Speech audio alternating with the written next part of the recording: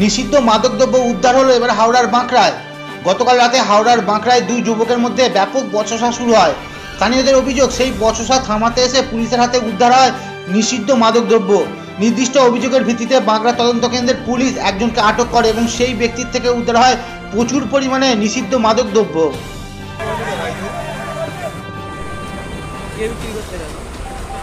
কোথায় ছিলিস তুই? ফোনে বেঁধে গেম খেল না।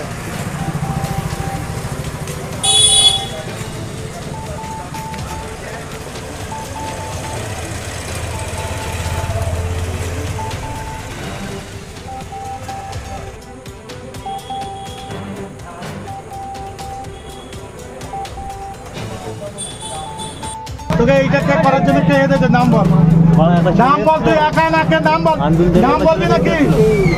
নাম বলবি। কে কে চেক করায়? কে আছে বল। তুই না হলে একা এখানে, তুই এখানকার ছেলে না, তোর সাহসটা কি করে বল? বল না, বল। বলে দে তাতে তাড়াতাড়ি। মাল দিয়েছি, তোকে সাহস কে দিল?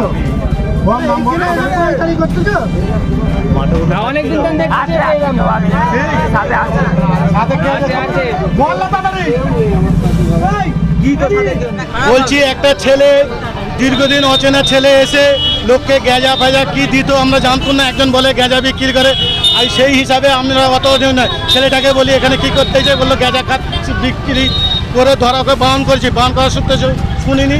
এবারে আজকের আমরা এখানে ক্লাবের, স্বেচ্ছাসেবক ক্লাবের সামনে বসে আছি। হঠাৎ দেখি একটা আন্দুলের ছেলে এসে ঝগড়া করতে, আমরা জানি না। গিয়ে যাতে গিয়ে বলি করতে নেইছো, বললো আন্দুল থেকে নেইছি। বলি কী নিতে এসছো? বললে এই ছেলেটা হিরোইন দেয়। যখন ওকে ধরলাম, ধরে ওর কাছ থেকে পকেট থেকে হিরোইনের অনেক প্যাকেট বেরোলো, প্রায় 250 মতন হবে। তো ছেলেটার বাড়ি বলছে ও ওই ভিলেন রাজুর এখানে ফ্ল্যাটে থাকে, ওকে আমরা চিনি না, এখানে এই আশপাশে কেউই চেনে না। তা ওকে ধরার পরে আমরা ওকে 2-4 জন মারতে, ও সব বলে আমরা হাওড়া থেকে নিয়ে আসি, এনে বিক্রি করি, আর কোনোদিন করবো না, এরকম কান্দতে। লাস্টে আমরা প্রশাসন পুলিশকে, বাঁকড়া ফাঁড়িকে ফোন করি। বাঁকড়া ফাঁড়ি আসলো, কোনো কিছু না হে করে বাঁকড়া ফাঁড়ির হাতে আমরা তুলে দিলাম। হিরোইন সাথে অনলাইন ক্যামেরার সামনে সব তুলে দিয়েছি। ইমিডিয়েটলি পুলিশ এই করার ব্যবস্থা নিক, যাতে আগামী দিনে এই প্রজন্মে এখানে হিরোইন ব্যবসা কেউ করে এই বলে কেউ জানতো না, এই আজ প্রথম। আর পুলিশ নিশ্চয় সহায়তা আছে বলেই এইসব জিনিসগুলো হচ্ছে।